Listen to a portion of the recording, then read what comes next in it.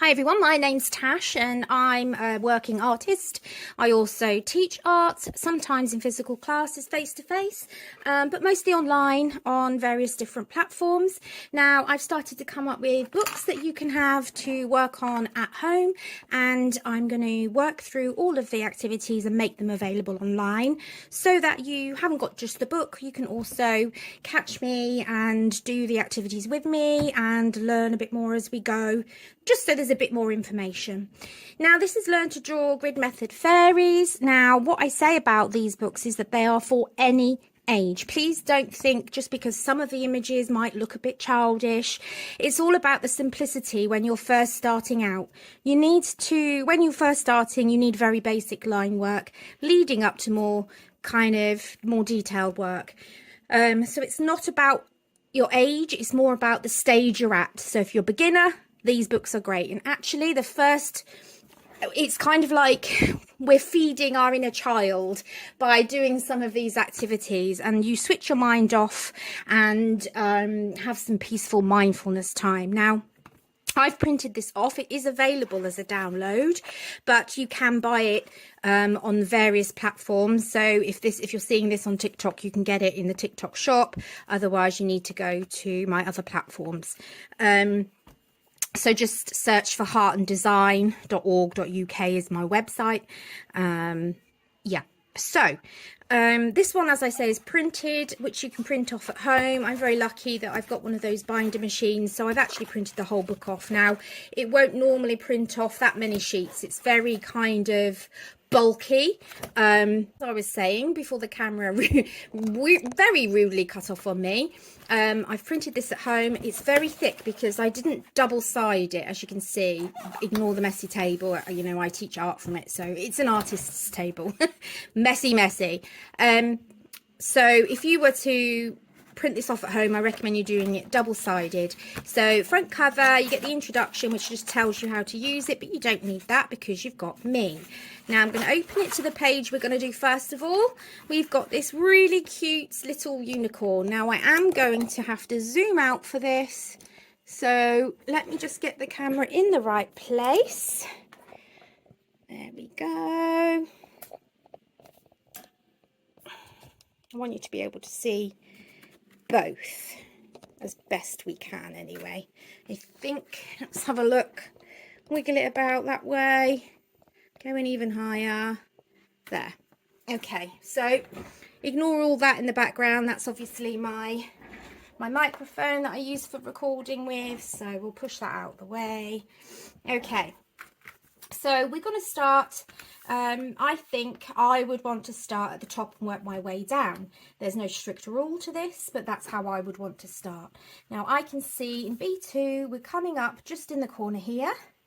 We're creating a funny little curve shape that stops about halfway, and it's coming to about here, and then we've got our horn coming up from here. So it's just literally, I'm using little lines. I'm not trying to get it right first time because that's almost impossible. Okay, so just use little scratchy lines like I am. So straight away there I can see I've come round too far because I can't get the rest of that ear in. Now I can. So we've got to just be able to adjust. So from up here we're going to start the head coming round, which will also come down to here. So all I'm doing is constantly looking at the picture on the other side and just making sure that I'm kind of in the right place. This one I don't think I am. I need to come up a bit higher. It's quite high up, that one, so I'm going up higher and higher until I feel it's where I want it to be. There we go. So it was quite high, that one. So we're getting, that one is bigger because it's in the front more. It's in what we say is the foreground. So now we're going to just come and draw his face in, or her face in. Doesn't really matter which.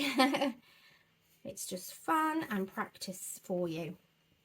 Now what this does using the grid method is it gets your muscle memory and your confidence up before trying to draw freehand. Very often when I'm painting and I'm working from a reference photo, I will transfer the image in this way. I will use the grid from the image I'm copying from to the painting background to the canvas, and then that gives me confidence that at least I know everything is kind of sort of in the right place, if you know what I mean. Right, so I'm quite happy with that ear. Let's just double check this ear a bit. I think it was more of a sweeping movement, and there. So I have what's called an electrical eraser. Now these are brilliant for rubbing out anything you want to erase. Just press the button and away you go. So this is why I say light touches kind of make these scratchy little marks, and you'll see it come to life at the end when we go over it. So we'll go over it with pen. I'm not going to worry about the facial features. It's more important that we come in and kind of start to just build up the body now. So I'm coming around with the arm around here. So you can see now as I've started that although the image is quite childlike, it's actually quite complicated. So you do have to still be very careful about what you're doing and think quite hard about where all those lines are. But you'll be amazed. You'll be amazed if you are a beginner artist at how much these help you.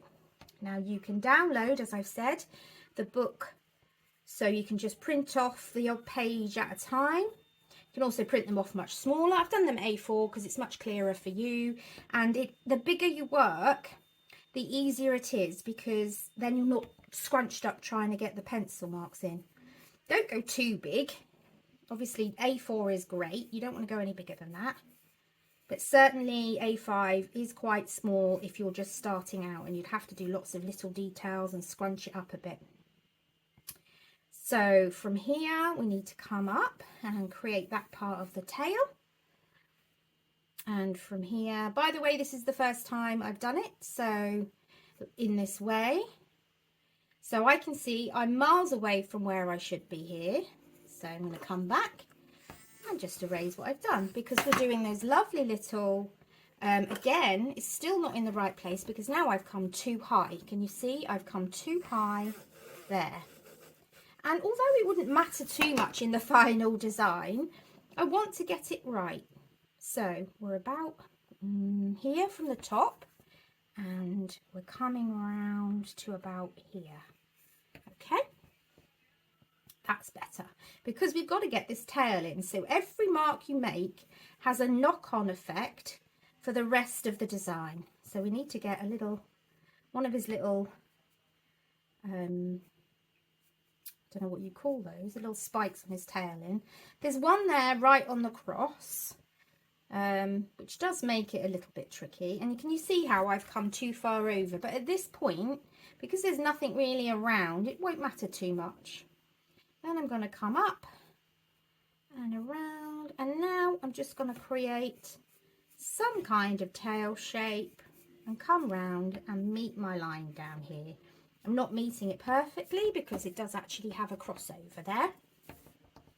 So I am going to just finish off the foot here. I didn't finish that one off. We'll make that a little bit more realistic.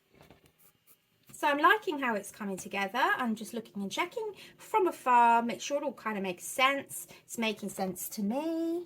This bit here still needs, this was where I